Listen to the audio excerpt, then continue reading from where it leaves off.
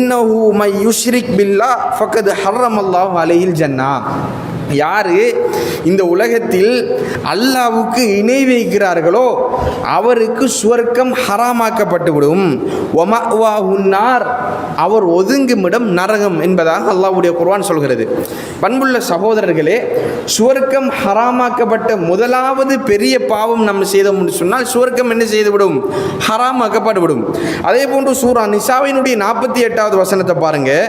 இன்னல்லாஹ லா யக்ஃபிரு ஐ யுஷ்ரக பிஹி வ யக்ஃபிரு மா தூன தாலிக லிமன் யஷா. அல்லாஹ் தஆலா இந்த உலகத்தில் இணை வைப்பு என்று சொல்லக்கூடியதை மன்னிக்கவே மாட்டான்.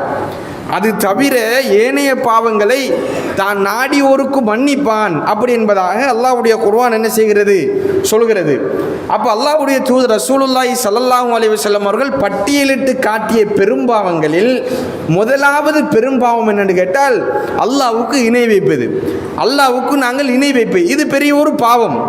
இன்றைக்கு படைத்து பரிபாலித்து காத்து போஷித்து இருக்கின்ற அல்லாஹ்வை விட்டுவிட்டு அல்லாஹ் அல்லாத இன்னொருவருக்கு இந்த படைப்பினங்கள் சுஜூது செய்கிறது என்று சொன்னால் நாம் எந்த அளவுக்கு நன்றி கெட்ட மனிதர்கள்.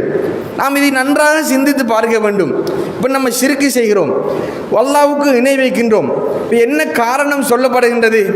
நீங்கள் ஏன் பாப்பா அல்லாஹ்வை வணங்காமல் அல்லாஹ்விடத்தில் பிரார்த்தனை செய்யாமல் ஏன் ஒரு நல்லடியாரிடத்தினுடைய கபரில் போய் நீங்கள் மன்றாடுகிறீர்கள்? அவர்களிடத்தில் ஏன் நீங்கள் பிரார்த்தனை செய்கிறீங்கன்னு கேட்டால், இல்லை நாங்கள் அவர்களிடத்தில் பிரார்த்தனை செய்யலை, அவரை நாங்கள் ஒரு வசீலாவாக வைத்திருக்கிறோம். என்ன காரணம் சொல்கிறாங்க? வசீலா என்று சொன்னால் புரோக்கர், இடைத்தரகர். அவர் ஒரு இடைத்தரகர்.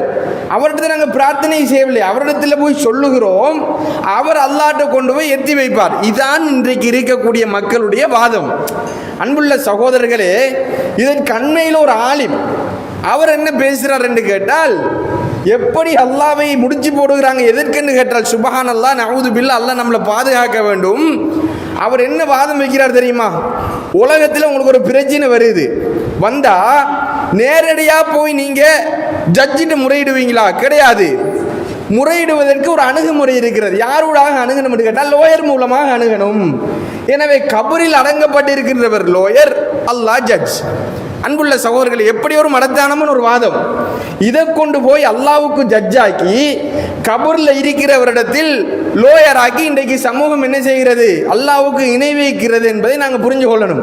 அப்போ இப்படி மக்களுடைய மூளைகளை குழப்பிக்கொண்டு ஆலிம்கள் அல்லாஹ்வுக்கு இணை வைக்கின்ற பெரிய பாவம் அல்லாஹ் குர்ஆன்ல நபி கேட்டிருக்கிறான். நபியை நீங்கள் சிறுக்கு செஞ்சீங்க, உங்களுடைய அமல்களை எல்லாம் தவிடுபொடியாக்கி விடுவோம், அல்லாஹ்வுடைய குர்ஆன் சொல்கிறது. நபி கேட்டிருக்கிறான். அப்போ அல்லாஹ்வுக்கு இணை வைப்பது அல்லாஹ்வுக்கு மிக கோபம்.